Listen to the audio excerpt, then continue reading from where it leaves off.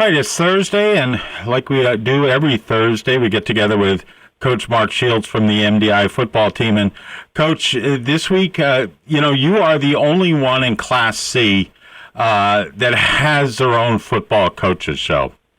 You're a pretty awesome guy, and but we know that the opposing teams are listening to this show because, hey, you and me, why wouldn't they listen? And so let's kind of keep it general because really this is a huge game against Old Town on Friday night, October 23rd. So tell us a little bit, first of all, how's the mood of the team this week in practice?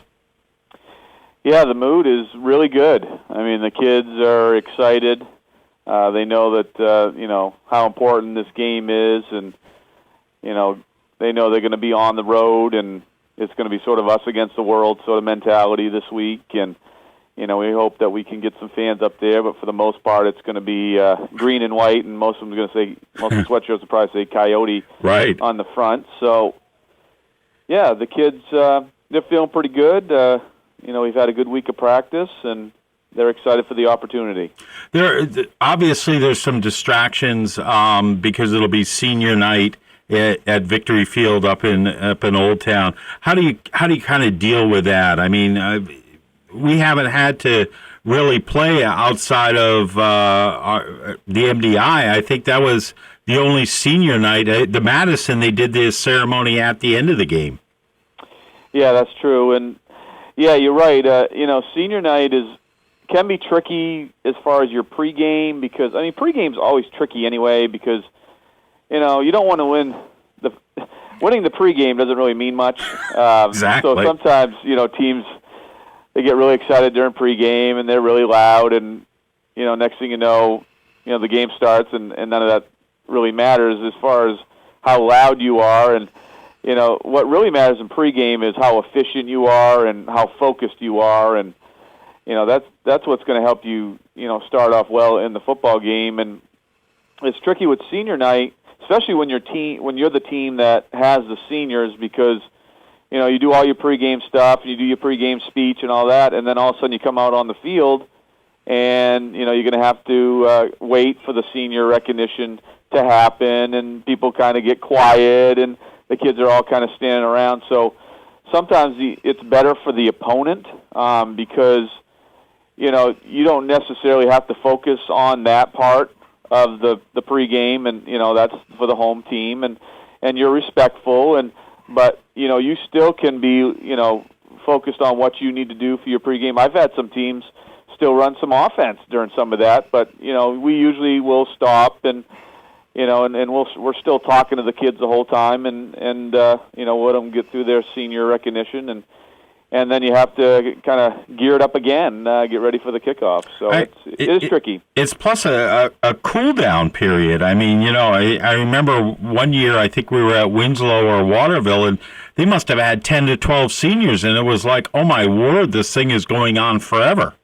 Yeah, that was last year down in Waterville. They were loaded with seniors, so we had pregame, and you're right, then we're over in the end zone, and they probably did have almost a dozen seniors, and they were saying a lot about each kid, and it took quite some time. So you're right, you get warmed up, you get your muscles loose, you get that sweat going, and then all of a sudden, we got to stop for a while and get through this, and but if you're a focused football team, it really shouldn't matter that much. It's tough for me. I get the vocal cords warmed up, and then, then I got to fill. It's tough on me as well. I just want you to know that I feel your pain up in the booth. Yeah, well, I'm sure you do. I mean, I know you work hard in pregame, and because you hit play with this coach's show that we do, and you sit back and drink coffee for the 10 or 12 minutes, and then you get ready to rock it. But if they're doing that I hate when you have the camera in the booth, so you know what I'm doing.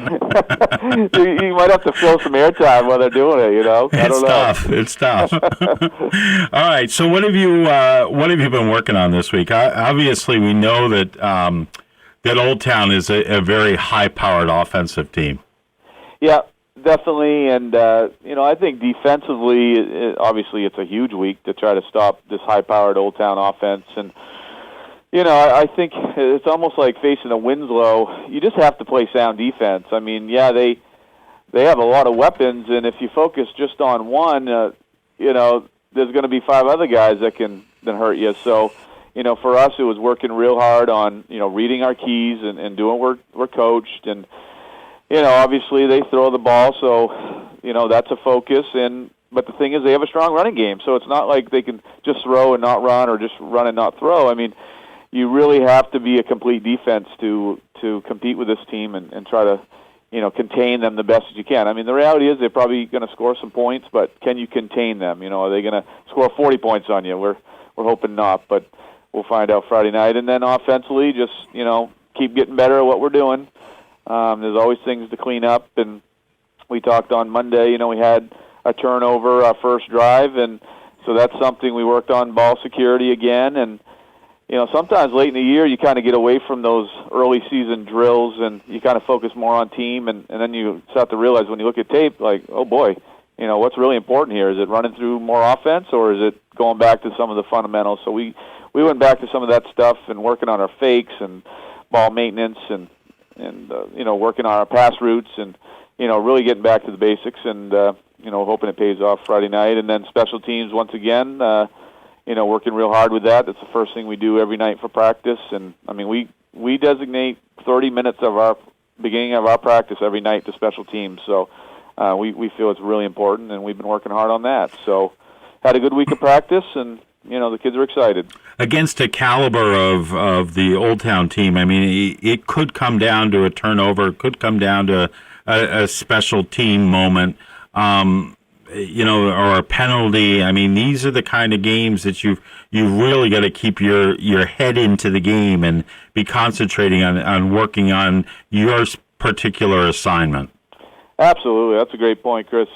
I mean, in these close games, and we've been in a lot of close games over the years, and a lot of time you're walking off the field thinking, if you didn't win, what happened? And a lot of times it will come down to, like you said, a big special teams play, or it comes down to turnovers, or penalties. Maybe I thought down in the Madison game, I thought we played okay. I don't think we played our best football, but we had a lot of penalties that just hurt us, kept Madison in the game, and then they almost won it in the end. So, yeah, I mean, you just have to clean that stuff up, and you have to play a clean game, or you're going to be disappointed by the end, for sure. So we got to make sure we take care of that stuff. A win on Friday night against Old Town gives you a bye week. What does a bye week mean to the team? Yeah, a bye week, once again, that can be tricky. Some coaches don't like bye weeks because they feel like their team might get out of rhythm. Some coaches love bye weeks because it gives you an extra week to rest and also, get healthy and more preparation time for your next opponent. And, we haven't had a bye week. I don't know since I know back when Tookie McKay was head coach, we might have had a bye week, but I don't remember since I've been head coach having a bye week. I might be wrong on that, but for us, we're not even really thinking about that and how we would prepare for that. I mean, all our focus this week is on the Old Town game, and then we'll have to make some decisions after the game. If you win the toss, do you want the ball? Do you defer? What are you thinking now? Well, the weather looks good. It's going to be cold, but it's going to be dry. And once again, I think if we win the toss, I think we take the ball and see if we can get a drive going and see how we do. I mean, it's always a mystery how you're going to do against another team's defense, and I mean, you usually find out right off quick how the night's going to go overall. And if not, then if they win the toss, they might want the ball too because they want to get scoring, and we're going to have a good kickoff and run our lanes and hopefully break down and make a tackle and make them earn what they get against us offensively. It's a big week for MDI sports. Obviously, the volleyball team has a prelim game tonight, Thursday night that we're taping this. The girls' soccer will be home on Friday afternoon. The boys' soccer is home on Saturday afternoon, and then you've got the track teams competing in the championships. This is kind of like a playoff game for the football team. Any pep rallies going on or anything special happening at school? There's going to be a lot of green and white spirit going on around. Yeah, it's been a great year so far, and I know we're early into the school year. with school spirit. I mean, we did have our homecoming last week versus Oceanside, and each day we did something kind of wacky that the kids would dress up, whatever, Twin Day or Green Day or whatever it might have been. And the school spirit's been really, really strong this year, and the kids are really excited. And what's cool is other teams support each other, which is really nice. And like our guys will go out and support soccer guys, and soccer guys will support us. And yeah, I mean, volleyball tonight, my oldest daughter, Madeline, she plays on the varsity team, and they have a big game tonight against Cheverus, I believe. Yep. And, that prelim game, which is always a tough one. So, yeah, I mean, it's just a lot of buzz around the school, and I think everybody's excited, and, it's been a lot of fun to be part of it. All right, what do you want to say to everybody that's listening now, and we'll exclude the Old Town fans who are listening?